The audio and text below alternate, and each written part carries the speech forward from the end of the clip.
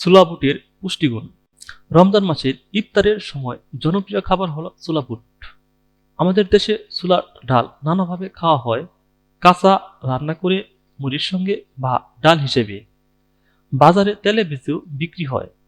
সবচেয়ে বেশি পুষ্টি হলো কাঁচা ছোলাতে। পানিতে ভেজানো ছোলার খোসা ফেলে কাঁচা আদা কুচি দিয়ে খেলে তা শরীরের জন্য যোগাবে প্রচুর পরিমাণে পুষ্টি। রান্না ছোলাতে তেল দেওয়া থাকে বলে এতে ফ্যাটের পরিমাণ রয়েছে। মোটা ব্যক্তি বা উচ্চ রক্তচাপ আছে যাদের, তারা কাঁচা ছোলা খান। তাদের জন্য অতিরিক্ত তেল মশলা দেওয়া ছোলা হলো ঝুঁকিপূর্ণ। ডায়াবেটিস নিয়ন্ত্রণে থাকলে রান্না ছোলা খেতে পারেন নির্দিষ্ট পরিমাণে। যারা খোসাসহ ছোলা খেতে পারেন না, তাদের জন্য কাঁচা ছোলা যথেষ্ট উপকারী। এতে রয়েছে প্রচুর পরিমাণে প্রোটিন বা আমিষ। বুটের খোসাতে আছে ফাইবার। ফাইবার জাতীয় খাবার রক্তে চিনির মাত্রা কমাতে সাহায্য করে। ছোলার প্রোটিন দেহকে করে দৃঢ়, শক্তিশালী, হাড়কে করে মজবুত। রোগ প্রতিরোধ ক্ষমতা বৃদ্ধির জন্য এর ভূমিকা অপরিহার্য। এতে রয়েছে প্রচুর পরিমাণে পটাশিয়াম, যা দেহের হৃৎপিণ্ডের গতিকে সচল রাখতে সাহায্য করে।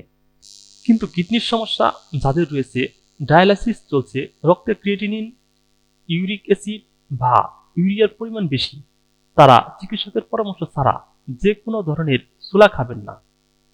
যে কোনো ডালে পটাশিয়াম থাকে, যা রক্তের পটাশিয়ামের পরিমাণ বাড়িয়ে তোলে।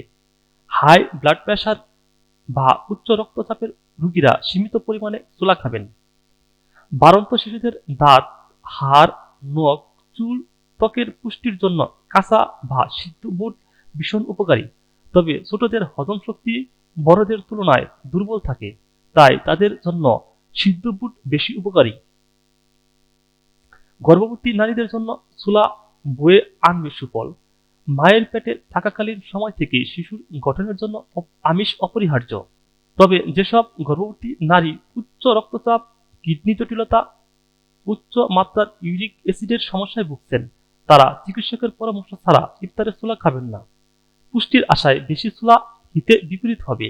তাই বয়স ও উচ্চতা অধিক ওজন থাকলে ছোলা কম খাওয়া উচিত।